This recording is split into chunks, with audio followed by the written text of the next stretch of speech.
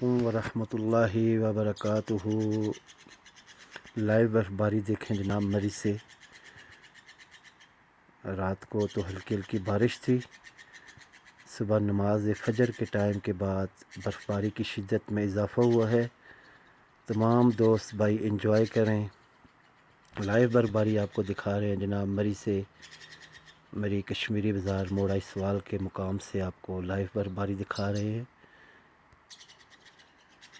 हसीन नज़ारे, शदीद बर्फबारी,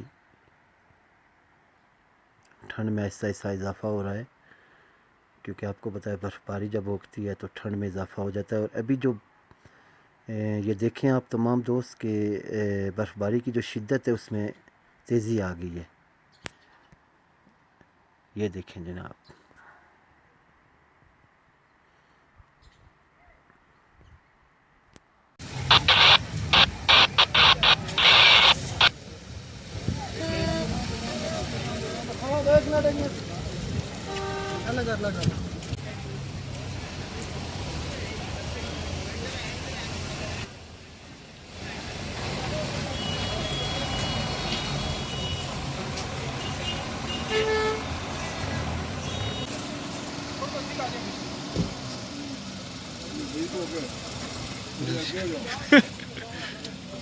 लोगों ने घर भी जाने भाई ने